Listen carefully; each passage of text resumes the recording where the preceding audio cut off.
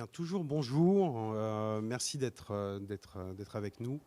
Alors, depuis ce matin, nous nous rendons compte qu'il n'est pas aisé d'investir dans une entreprise en situation spéciale. De bonnes pratiques permettent pourtant de s'y retrouver et nous allons les aborder à l'occasion de ce panel. Alors, je suis particulièrement heureux d'avoir et sur place et depuis Londres, et on va l'en excuser, depuis Londres, Arnaud Rérol. Arnaud, qui est vice-président de Caravalon, un fonds d'investissement spécialisé dans l'acquisition et le redressement de filiales de grands groupes, en dehors de leur périmètre stratégique et par conséquent avec de beaux axes de développement, un champ d'action qui se trouve principalement en Europe et aux États-Unis. Avec nous également donc Noam Ancri. Noam, vous êtes associé du cabinet Ashurst, donc avocat, spécialiste à la fois de restructuring et de M&A. Une carrière qui vous a amené à travailler tout le temps à Paris, à Londres, à New York, et vous conseillez alors de grands groupes, fonds de private equity, spécialiste du restructuring et hedge funds. À vos côtés, Cédric Dugardin. Cédric, alors vous êtes directeur général de Texel, donc CRO, et vous accompagnez actuellement PST. Je vous laisserai repréciser de quoi il s'agit exactement. Vous accompagnez vous prenez la direction d'entreprises en difficulté. Quand ça va mal, on fait appel à vos services. Le but du jeu, c'est que ça aille souvent beaucoup mieux quand vous en partez. Alors, on vous a vu sur Prestalis, où vous avez géré la transition vers France Messagerie. Mais auparavant, vous êtes passé par Quick et par Conforama. Thibaut Collier. Alors Thibaut, vous êtes également l'autre investisseur du panel. Vous êtes managing partner d'Equinox Industries. Un long parcours dans le private equity et le restructuring. Alors vous avez commencé chez vous étiez chez PICROC auparavant. Vous êtes passé malgré tout par l'entreprise avec Alltube. Et aviez ouvert le bureau parisien d'HIG, mais ça remonte déjà il y a quelques années, enfin 20 ans d'expérience, et j'en suis ravi.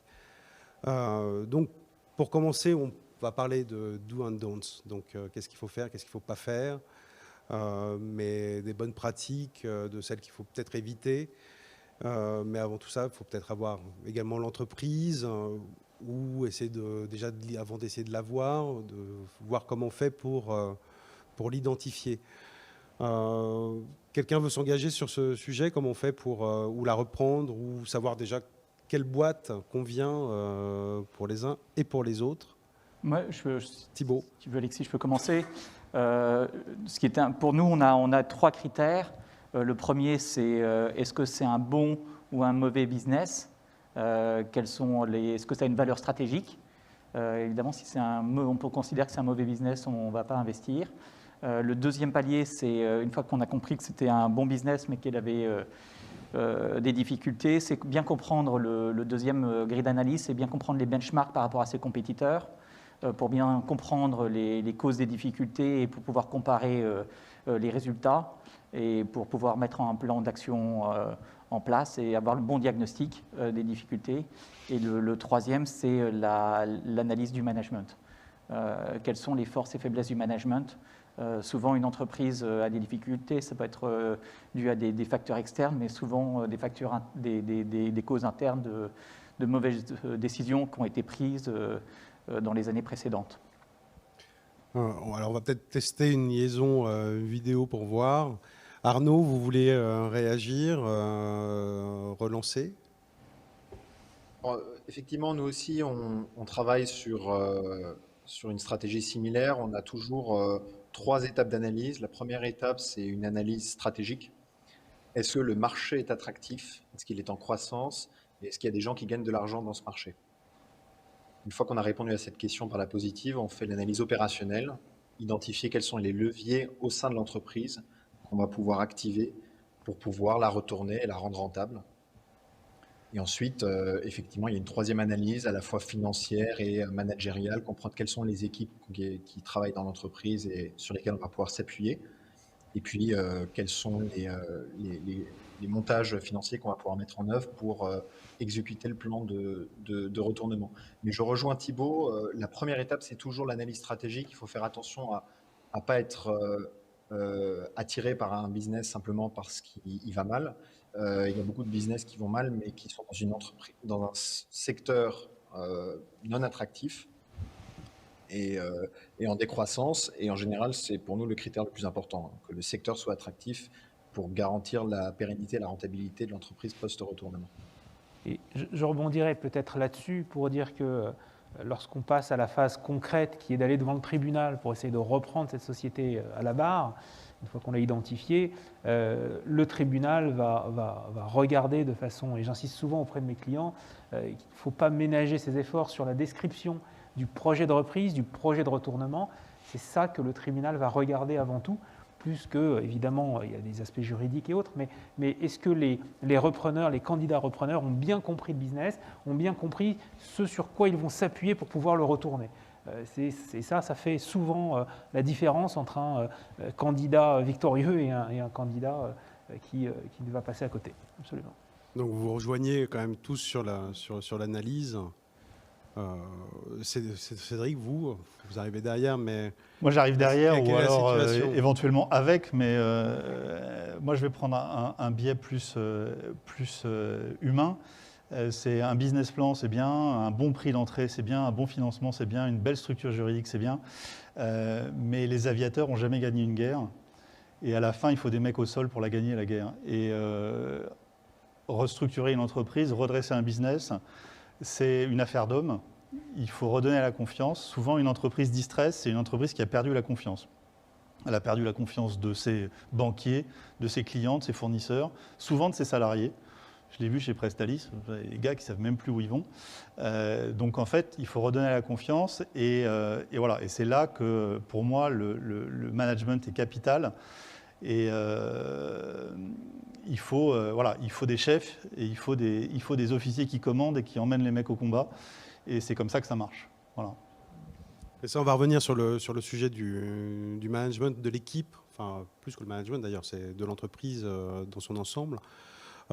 Juste pour revenir sur le plan de session, comment on fait pour le gagner, en termes de bonnes pratiques, d'approche. Vous voulez peut-être commencer. Qu'est-ce qu'on doit faire et qu'est-ce qu'on ne doit pas faire si on veut avoir une chance? Il y a beaucoup de choses qu'on ne doit pas faire, mais il y a des choses qu'il faut faire. On va peut-être commencer par ce qu'il ne faut absolument pas faire. Ce qu'il ne faut pas faire, c'est déjà prendre le sujet, parfois, comme on le voit, un peu trop à la légère et dire « bon, je suis là pour faire une bonne affaire et je vais saisir ça au vol ».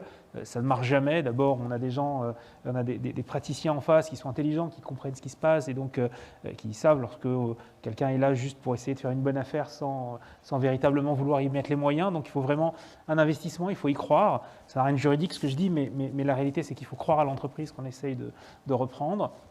Mais sur ce qu'il faut faire, il faut, si vous voulez mettre toutes les chances de votre côté, c'est dialoguer. J'ai toujours poussé les clients à aller dialoguer, à essayer d'aller voir les salariés, aller voir l'administrateur judiciaire, aller voir les managers de transition qui sont sur place, etc., pour comprendre d'abord ce qui va et ce qui ne va pas dans l'entreprise, ce qui permet de faire les diagnostics dont on parlait, pour savoir si on a une équipe sur laquelle on peut s'appuyer, pour gagner la confiance des salariés. Parce que la confiance des salariés dans un processus comme ça, c'est fondamental. On l'a dit, on le disait un petit peu avant dans la préparation, qu'aujourd'hui, en France, un des critères importants, c'est évidemment le maintien de l'emploi, la sauvegarde de l'emploi.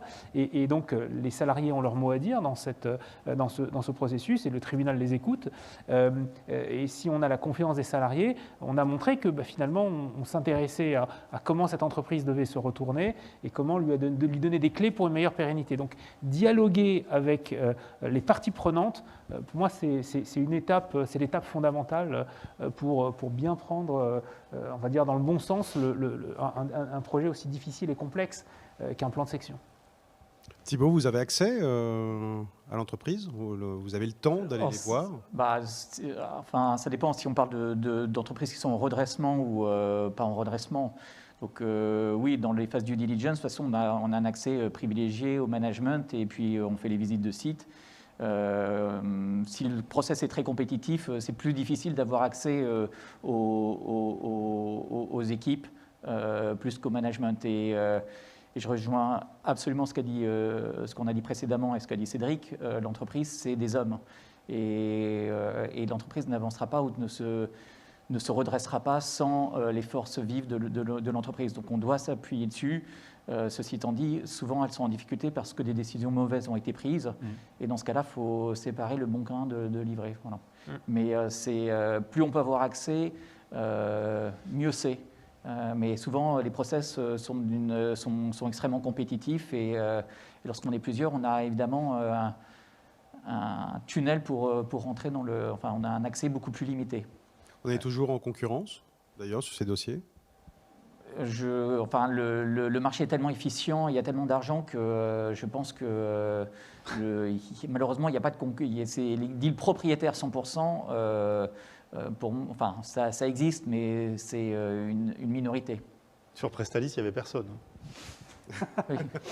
Non, mais pour rebondir sur ce qu'a dit Noam sur les salariés, sur Prestalis, l'acquéreur potentiel est venu pitcher devant les syndicats, et ça a été assez tendu d'ailleurs, mais ce qui fait que quand on est passé au tribunal, tous les représentants des organisations syndicales ont voté des deux mains pour la reprise. Alors, il y avait un seul repreneur, mais c'était quand même sanglant au niveau social, et tous les syndicats ont quand même voté pour la reprise.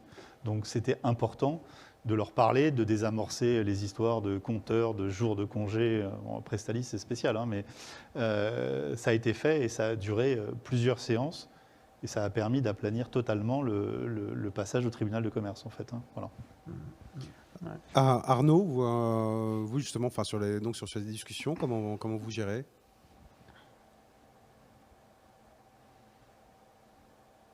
Arnaud. Petit problème de... On a peut-être perdu Arnaud.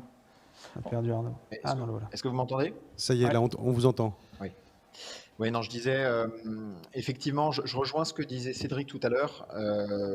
Un élément clé dans le retournement, avant l'acquisition, mais aussi pour effectuer le retournement, c'est la confiance. Rétablir la confiance, et cette confiance, elle passe souvent par dire la vérité.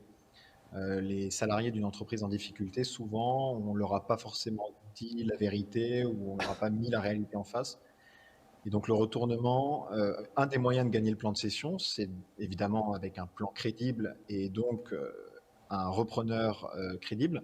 Et cette crédibilité, elle s'acquiert aussi par la capacité à dire la vérité, même si celle-ci est parfois dure, à toutes les parties prenantes, donc les salariés, les clients et les fournisseurs si on a accès, tout en leur redonnant confiance sur notre volonté de retourner l'entreprise. Et donc c'est effectivement avoir un plan solide, dire la vérité, pour mettre toutes les chances de son côté. Si je puis me permettre, Alexis, mais il y a allez-y, aussi... Thibaut. Pardon ? Mais allez-y, Thibaut. Je te remercie. Il y a aussi un élément important, c'est que quand on parle, on a la chance de pouvoir accéder aux syndicats, aux représentants du personnel et aux salariés. Ils expriment des choses qu'on ne pouvait pas savoir par juste l'analyse des chiffres ou l'analyse des ratios, et qu'ils nous font souvent remonter des problèmes qui leur paraissent évidents, mais que lorsqu'on est extérieur, on ne pouvait pas en avoir connaissance. Et souvent, les responsables syndicaux et les responsables et délégués du personnel, en général, ont une vision souvent assez juste des problèmes et des causes. Je ne dis pas personne n'a toujours raison sur tout, mais souvent ils ont une bonne analyse, et ils ont une bonne analyse notamment de la situation des salariés. Et ça, c'est d'être à l'écoute, c'est je pense une des composantes clés de réussite, pas seulement de la reprise, mais de la réussite du retournement de la société. Cédric, ces visites, ça se prépare en amont, ça... Oui, quand vous devez réunir les 35 membres d'un CSE central, j'avais quasiment plus de délégués syndicaux que de salariés, donc, oui, ça se prépare. Et puis, il faut aussi baliser le terrain. On fait une réunion avant pour qu'ils descendent en pression. On fait une réunion après pour qu'ils ne s'énervent pas après les... Voilà. Mais oui, c'est un gros boulot. La restructuration Prestalis, c'était un tiers de montant avec les syndicats et sur les problématiques sociales. C'est un très gros travail. Et puis on ne peut pas jeter un candidat repreneur dans l'arène comme ça. Enfin, je veux dire, bon, le livre, c'est un monde particulier, donc tout le monde se connaît, donc c'est plutôt... c'est tendu, mais bon enfant. Mais on ne peut pas jeter un candidat repreneur au milieu des salariés si on n'a pas présenté, si on n'a pas expliqué, si on n'a pas... Voilà. Donc, Et c'est une vision qui est commune à toutes les entreprises dans lesquelles vous avez pu être, ou il peut y avoir des différences? Non, il y a des différences. Le dialogue social n'est pas le même. Vous prenez une société... Enfin, dans le retail, le dialogue social, c'est souvent beaucoup plus tendu, paradoxalement, que dans l'industrie. Dans le Prestalis, c'était les syndicats du livre, donc une réputation qui n'est plus à faire depuis les années 50. Mais finalement, avec un dialogue social très installé, parce que vous avez en face un monolithe syndical qui est capable de mettre la France sur le toit en 3 jours, donc des années et des années de dialogue social. À l'inverse, dans le retail, souvent, on ne parle pas aux syndicats, et puis quand ça pète, on se dit « Ah, mais pourquoi ça a pété ?» Ce qui s'est passé chez Conforama quand j'y étais. Voilà, donc il faut vraiment bien s'adapter, et pour moi, c'est un axe majeur. Il faut bien parler aux syndicats. Ce n'est pas de la cogestion. Il ne faut surtout pas se tromper. Ce n'est pas de la cogestion. Et souvent, ils n'en veulent pas. En revanche, c'est un dialogue permanent. Dans ce cas-là, vous le faites seul, vous vous faites accompagner? Jamais seul. D'abord, il ne faut jamais être seul parce qu'il faut toujours que quelqu'un témoigne de ce que vous avez dit et de ce qu'on vous a dit. Ça, c'est la première règle. Vous m'avez enlevé les mots de la bouche, absolument. Il ne faut jamais être seul dans ce genre de réunion. Et généralement, c'est avec l'équipe RH qui est la plus à même, qui connaît les gens et qui est la plus à même de faire les choses. Et quand on recevait les candidats repreneurs sur Prestalis, il y avait l'équipe RH, moi-même et les repreneurs. Et c'était voilà, c'était bien normé. Noam, selon que vous soyez d'un côté ou de l'autre, vos positions diffèrent? Non, je crois que le processus reste le même si on veut mettre les chances de son côté. En revanche, alors on a beaucoup parlé là, du dialogue social et des choses avec les salariés. Après, il n'y a pas que ça. Évidemment, les salariés, c'est très important. Mais le projet qu'on présente, comment on se propose d'apurer le passif, qu'est-ce qu'on reprend, qu'est-ce qu'on ne reprend pas, et surtout, comment on va assurer la pérennité de l'entreprise. Tout ça, c'est des choses qui sont fondamentales. Alors, ce ne doit pas être les syndicats qui dirigent le processus. C'est le tribunal qui doit diriger son processus. C'est vrai qu'on soit en in bonis ou d'ailleurs en société en difficulté. Donc, il y a des vraies qualités industrielles, il y a les synergies qu'on doit identifier, etc., qu'on doit mettre en avant, qui sont importantes au-delà de tout ça. Alors, en tant qu'avocat, nous qu'on soit côté, par exemple, créancier ou débiteur ou repreneur, évidemment, on ne va pas avoir la même approche ou les mêmes réflexes ou les mêmes besoins. Mais ce qui est certain, c'est qu'il y a énormément on va dire de dialogue qui s'installe, quelles que soient les parties, parce que la réalité, c'est qu'on veut que les choses aillent vite.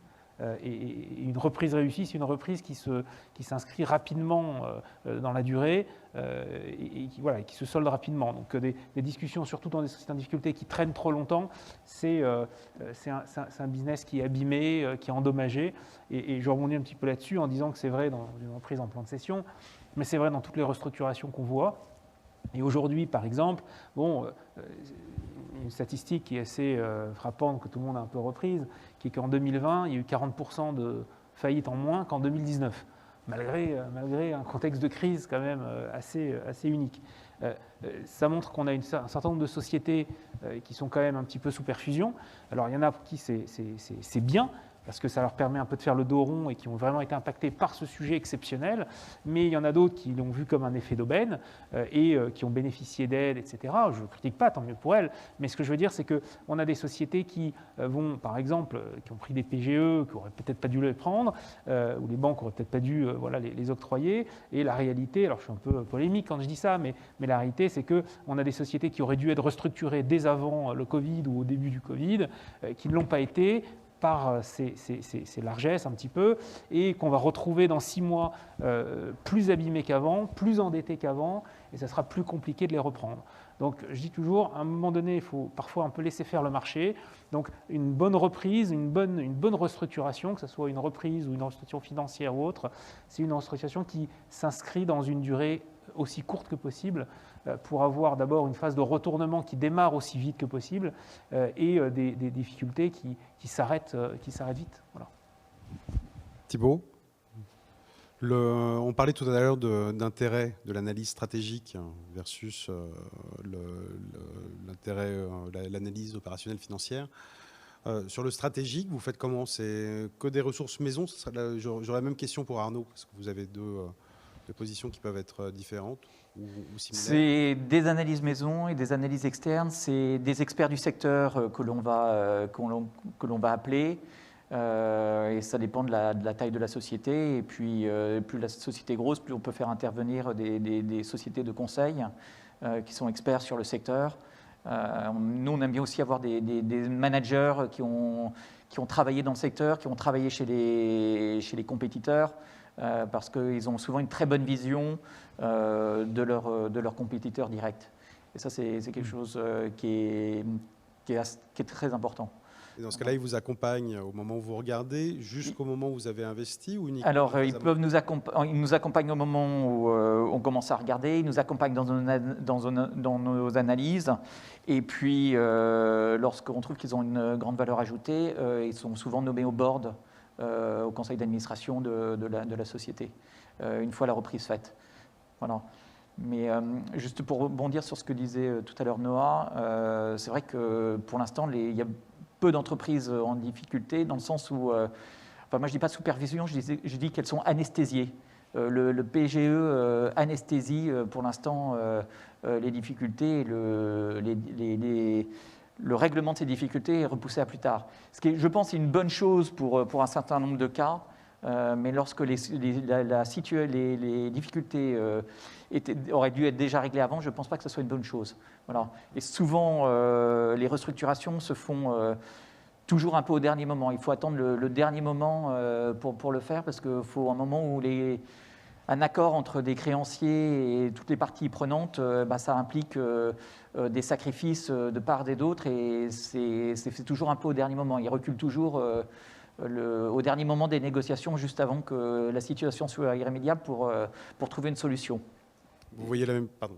Non, je disais justement, et c'est pour ça qu'on a assez peur, les praticiens aujourd'hui ont assez peur de ce qui va se passer en 2021, deuxième semestre 2021 ou début 2022, parce que, en effet, toutes ces entreprises anesthésiées, comme dit Thibault, à un moment, elles vont se réveiller de ce coma, et la réalité, c'est il va falloir prendre une décision. Est-ce que c'est... il va falloir restructurer. Et ça va être une arrivée assez massive. En tout cas, je ne sais pas si ça va se passer, mais en tout cas, c'est la crainte aujourd'hui des praticiens. Et ces restructurations vont se passer dans un contexte qui est complètement différent de celui d'aujourd'hui. D'un contexte au-delà du contexte économique, mais également dans un contexte juridique. Parce que ce qui est intéressant, c'est que dès cet été, on va avoir une mini-révolution en France dans nos règles sur les procédures collectives, puisqu'on va transposer la directive sur les restructurations. Et cette directive européenne sur la restructuration fait, dans une certaine mesure, basculer un peu plus la façon dont les procédures collectives vont se faire dans les mains des créanciers que ça ne l'est aujourd'hui.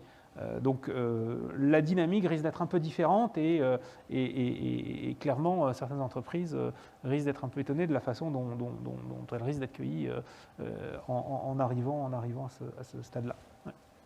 Je vais rebondir sur Arnaud. Donc la question initiale, on revient un petit peu en arrière, mais sur son analyse stratégique. Et juste avant, en fait, je voulais en profiter pour rappeler que si vous vouliez poser, enfin, dans l'assistante des questions, n'hésitez pas à utiliser le chat qui est avec la plateforme. Arnaud?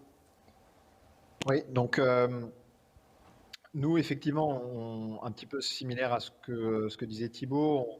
Alors, tout d'abord, on s'appuie sur notre expérience. On a regardé beaucoup de dossiers dans des secteurs très différents et dans des situations différentes, ce qui nous permet d'avoir des réflexes assez rapidement sur les analyses stratégiques et opérationnelles. C'est vrai qu'on s'appuie souvent sur des experts du secteur, notamment lorsque ce sont des secteurs pointus. Néanmoins, si je devais donner un conseil à ceux qui nous écoutent, c'est de faire attention à ne pas non plus prendre comme parole d'évangile ce que peuvent leur dire les experts d'un secteur, parce que souvent, ils peuvent voir la situation comme non retournable, ou considérer que finalement l'entreprise est vouée à mourir, parce que les solutions de retournement sont souvent contre-intuitives.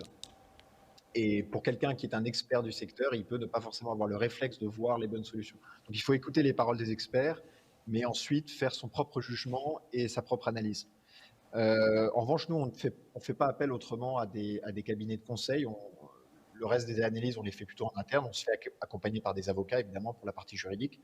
Mais voilà, c'est principalement des experts du marché qu'on essaie de trouver au moment de l'analyse d'un dossier. On part du principe que vous avez emporté la boîte, ça y est, vous êtes dedans. Vous avez Cédric qui Quelle l'accompagne. Quelle chance. Concrètement, là, premières actions, qu'est-ce qu'il faut, que ce soit au niveau juridique ou au niveau financier, sur quoi on se focalise?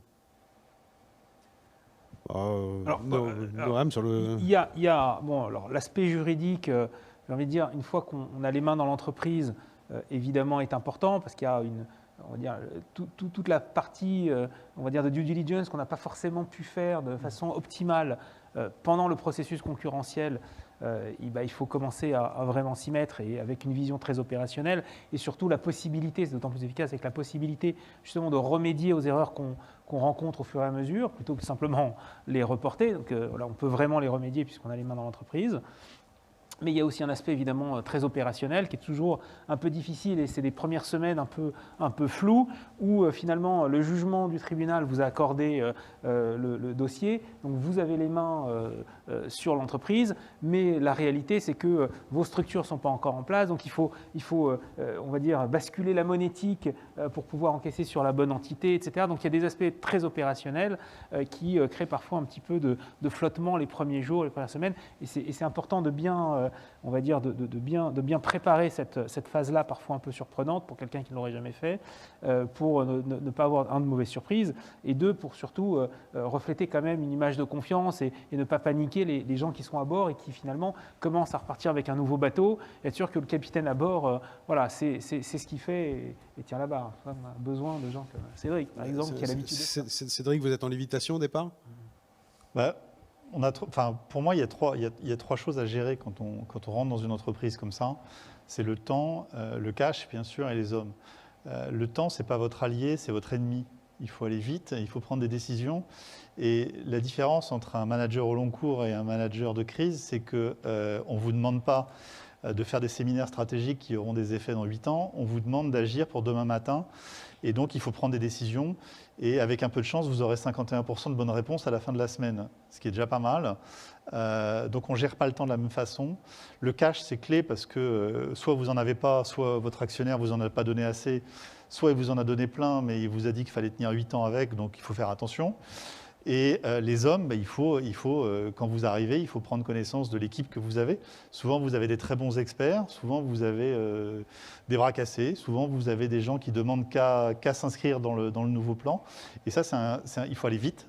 C'est quoi la proportion? Il n'y a pas de proportion. Généralement, je dis toujours que dans une entreprise, il y a 10% qui représentent l'épée et il y a 50% qui représentent le bouclier et le reste, c'est des boulets. Donc il faut trouver les épées, il faut s'appuyer sur le bouclier parce que vous en aurez besoin, sans eux vous ne faites rien, et puis les boulets, il faut les neutraliser, et les neutraliser pas forcément méchamment, parce que... C'est 40% quand même. Oui, ça fait beaucoup, mais il y a beaucoup de gens qui suivent en fait, il y a peu de gens qui bougent et il y a beaucoup de gens qui suivent, donc il faut trouver les leaders, il faut trouver les gens qui vont bouger les autres, et ça c'est vraiment, un point clé. Thibaut, comment ça se passe? Une métaphore que j'aime bien, c'est le capitaine au long cours et le pilote. Parce que les managers de crise, pour moi, c'est des pilotes. C'est-à-dire que le capitaine long cours, il va traverser la Méditerranée ou l'Atlantique, mais quand il va devoir traverser une passe difficile ou par exemple le canal de Panama, il y a un pilote qui vient et qui prend les commandes et qui va faire passer cette passe, qui ne va pas être là pour la suite de l'aventure, mais qui va faire juste le moment difficile. Et pour moi, c'est là où réside la valeur ajoutée des managers de crise. C'est pour moi, ce sont des pilotes qui vont faire passer le moment difficile. Alors, ce ne sera pas le comité stratégique pendant 8 ans et le bon positionnement des produits pour les 12 prochaines années, mais c'est faire la passe, passer le moment difficile où il y a les écueils, il y a les rochers, et il y a le courant, et il faudra naviguer à travers le courant, et c'est juste le pilote qui sait ça. Et c'est des compétences qui sont vraiment différentes des capitaines d'un manager d'une entreprise. C'est un manager de crise, c'est pour passer ce moment difficile. Voilà. Et quelquefois, comme disait Noam tout à l'heure, c'est complètement contre-intuitif. Vous prenez des décisions que vous savez mauvaises à long terme. Mais il faut gérer le cash, il faut gérer l'urgence, il faut gérer les ressources. Et chez Presstalis, ça nous est arrivé, on a coupé des branches d'activité. Alors en sachant très bien qu'on en aura besoin dans 5 ans, dans 6 ans, mais on s'est dit, on recréera quelque chose dans 5 ans, dans 6 ans. Aujourd'hui, ça ne sert à rien, ça coûte de l'argent et ça bouffe des ressources. Donc on a arrêté. Et c'est totalement contre-intuitif. Mais il en va de la survie, du redressement de l'entreprise, en fait. Voilà. Parce que ce soit vous ou Arnaud, d'ailleurs, enfin, s'il veut intervenir, qu'il n'hésite pas. là, je n'ai pas la chance de le voir en direct, mais là, quand Cédric parle de temps, de cash, d'hommes, vous êtes là normalement, enfin, vous pourriez être là à ses côtés, vous pouvez apporter du cash, parce que c'est toujours suffisant, mais y compris sur le temps, comment est-ce que vous l'aidez? Enfin, Le manager de crise? Oui, vous, Déjà, comme investisseur. Déjà, avant de comité, on travaille sur un projet d'entreprise avec l'équipe de management et le manager de crise. Donc, on se met d'accord sur un projet. Il faut qu'il y ait soit un projet d'entreprise. Et donc, on estime un timing, un budget pour les tâches. J'aime bien prendre un petit peu au-dessus parce qu'en général, on a toujours tendance à voir le verre à moitié plein plutôt qu'à moitié vide. Et souvent, il y a toujours des choses qu'on ne sait pas, même si on fait les meilleures due diligence du monde, il y aura toujours des problèmes cachés. Donc, il faut mieux s'attendre au pire qu'au meilleur. Donc voilà. Mais c'est évidemment, vous avez raison Alexis d'en parler, c'est quelque chose de clé. Sans cash, un cash suffisant, si on fait une opération de reprise et on est juste, je pense que c'est une recette pour un désastre annoncé. Je rejoins tout à fait ce qui a été dit et notamment ce que disait Cédric, le temps, le cash et les hommes. Le cash, on meurt d'un manque de cash, on ne meurt pas d'un manque de rentabilité. Il y a beaucoup d'entreprises qui finalement finissent par vraiment courir à cause de cash. Pour répondre à votre question, Alexis, nous, en fait, on a la particularité chez Keravalon d'avoir une casquette à la fois d'investisseur mais aussi d'entrepreneur. Donc, on agit côte à côte avec le manager qui va gérer le retournement quand il y a un manager de retournement. Il arrive que le manager de retournement, finalement, soit quelqu'un qu'on envoie directement de l'équipe Keravalon. Je pense à Mecamold, une entreprise qu'on avait rachetée en 2018 en Belgique. C'est l'équipe de Keravalon qui s'est occupée du retournement. Ensuite, on a recruté un manager, un directeur général pour gérer la phase de croissance post-retournement, une fois que la rentabilité était retrouvée, car comme le disait très justement Thibaut, manager une situation de retournement et manager une situation de croissance, ce sont deux choses différentes et ça nécessite deux personnalités différentes. Mais nous, voilà, on va appuyer évidemment très fortement le manager de crise lorsqu'il est là, et lorsqu'il n'est pas là, eh bien, on s'en occupera nous-mêmes parce qu'il faut donner tous les moyens à l'entreprise de réussir. Noam? Non, je suis tout à fait d'accord avec ça. C'est Cédric aujourd'hui sur PHC, vous avez qui à côté qui vous aide, qui vous accampagne? Chez Prestalis, on le voyait. La PST, c'est quelque chose de très particulier. C'est l'association qui va vous rembourser vos billets d'avion ou vos voyages si votre agence de voyage fait faillite. Donc ce qui n'arrive jamais actuellement. Ce qui n'arrive absolument jamais. Et il n'y a pas du tout eu l'affaire Thomas Cook en 2019. Et donc, c'est Thomas Cook qui l'a fragilisé. Maintenant, il y a une directive européenne qui dit que, in fine, les États sont responsables de l'indemnisation des voyageurs. Et donc, si la PST tombe, qui représente 70% des entreprises de voyage en France, derrière, il ne reste plus que l'État. Voilà, donc les ministres de tutelle ont demandé à l'association de reprendre en main son avenir et de recruter un manager de crise. Voilà, donc ils m'ont recommandé. L'idée, c'est de gérer le risque Covid, de gérer la fin de Thomas Cook, gérer le risque Covid et gérer la suite. Le risque Covid, il est estimé entre 300 et 1 milliard, 300 millions, 1 milliard sur les entreprises de voyage. C'est-à-dire qu'à partir du mois de septembre, les gens qui ont eu des avoirs Covid vont pouvoir se faire rembourser. Voilà, et donc ça se prépare. Donc effectivement, beaucoup d'entreprises sont anesthésiées, mais heureusement qu'elles sont anesthésiées, parce que préparer par exemple la gestion de ce risque Covid sur le voyage, si les entreprises du voyage aujourd'hui n'étaient pas anesthésiées par les fonds de solidarité, le chômage partiel et cette réglementation européenne, il n'y aurait plus rien, déjà, parce que tout serait tombé.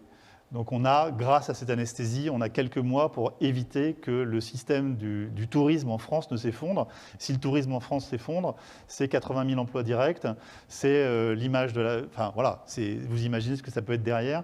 Donc voilà, donc l'anesthésie qui a eu lieu, je trouve qu'elle est au moins cet effet bénéfique de permettre aux gens prévoyants de préparer la suite. Alors il y a toujours ceux qui n'auront rien prévu, mais ceux-là, ils n'auront que ce qu'ils méritent. Ils le méritaient avant, ils le mériteront après. Ceux qui ont pris le temps de gérer cette sortie de crise s'en sortiront. Et je trouve que, pour une fois, le gouvernement français et le ministère des Finances ont fait un très bon boulot pour éviter cet effondrement massif de l'économie française qu'on aurait eu sinon il y a 6 mois ou il y a 8 mois. Voilà. Pour revenir sur ce que disait également Cédric tout à l'heure sur l'humain, le social et autres, Thibaut, vous comme investisseur, quand vous arrivez dans une entreprise, quand vous la reprenez, mis à part voir est-ce que vous installez un manager ou pas, c'est comment est-ce que vous gérez l'humain? Comment est-ce que vous faites en sorte d'accompagner la relance et le fait que les gens se motivent? On parle bien du rôle d'actionnaire. Comme actionnaire. Voilà, donc d'ailleurs, est-ce que vous le faites? Le rôle d'actionnaire, il a un rôle différent du manager, donc on ne peut pas s'y mixer dans la gestion. C'est des rôles qui sont distincts. Il y a des boards, il y a des comités à lesquels on assiste, mais si vous êtes actionnaire, vous n'avez pas, dans notre cas précis, vous n'avez pas vocation à être manager. Ça m'est arrivé deux fois d'être manager, mais c'est parce que c'était une situation, il y a eu un gap et il fallait vite combler le gap. Mais c'est pas notre vocation de gérer l'entreprise. Le rôle, il est distinct. Et donc, quand vous êtes dans un comité, est-ce qu'il y a des pratiques que certains managers peuvent mettre en place sur lesquelles vous allez dire non?